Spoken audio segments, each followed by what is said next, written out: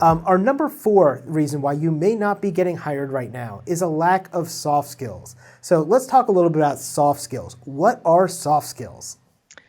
Yeah, so soft skills are kind of what it means to be a human being and to deal with other people. I mean, that's really what soft skills are, is uh, presenting yourself in a way that people can get to know you, that they might actually like you, and then trust you. And that's I really cannot overemphasize how important this is. Hiring managers really want to hire people that they know, like, and trust. It's a big hurdle in just with a resume, possibly a cover letter, and then two or three interviews. You've got to share enough with the hiring manager that they can begin to know you, possibly like you, and possibly trust you. And if you can't do that, no matter how great your hard skills are, you may not get hired, and you may never get told why. And maybe even the person that's interviewing you can't articulate why it is that they don't want to offer you the job when you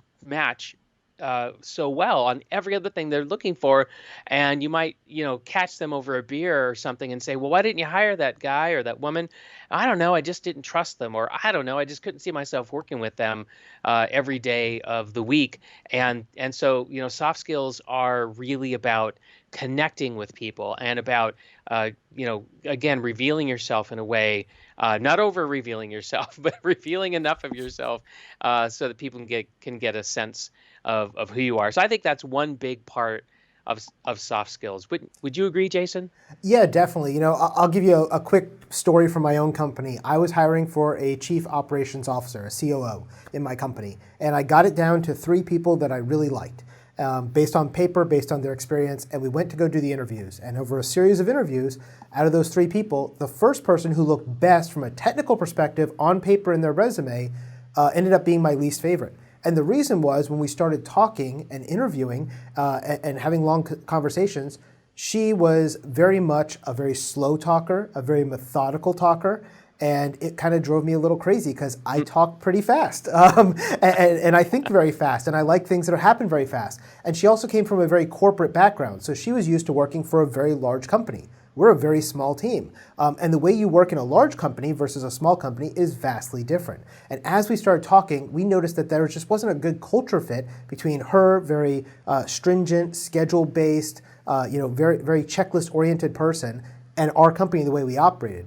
And so we ultimately went with the person who was actually not as technically qualified for the position, but was a much better cultural fit. And that just goes to the soft skills. We liked that woman better. We liked the way she operated. We liked the way she talked. We liked the way she interacted with our team. And it was a great hiring decision. She's been with us for 2 years, and she has done great things for our company, and she has built her technical skill up over those 2 years to meet or exceed that other person. But because of her cultural fit, she was a much better person.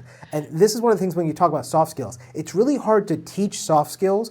It's really easy to teach technical skills. I could teach anybody to be a penetration tester. I can't teach anybody to be likable and be friendly and be punctual and to show up and not look like a slob and all those things that go into soft skills. So you need to make sure you have those things. And if you don't, you need to work on those because those are things that can be holding you back. Yeah. I had one student who was an extremely, really gifted cybersecurity professional, and he was struggling to keep a job because his soft skills were not very good. His technical skills were awesome. And we worked with him over time and got his soft skills to where they needed to be. And he ended up getting a job pretty quickly because, again, his big problem was he was blowing the interviews because he was kind of abrasive. He was kind of a jerk. He kind of had this mentality of, I know more than you. And all those things are going to get you kicked out of the interview room pretty quickly.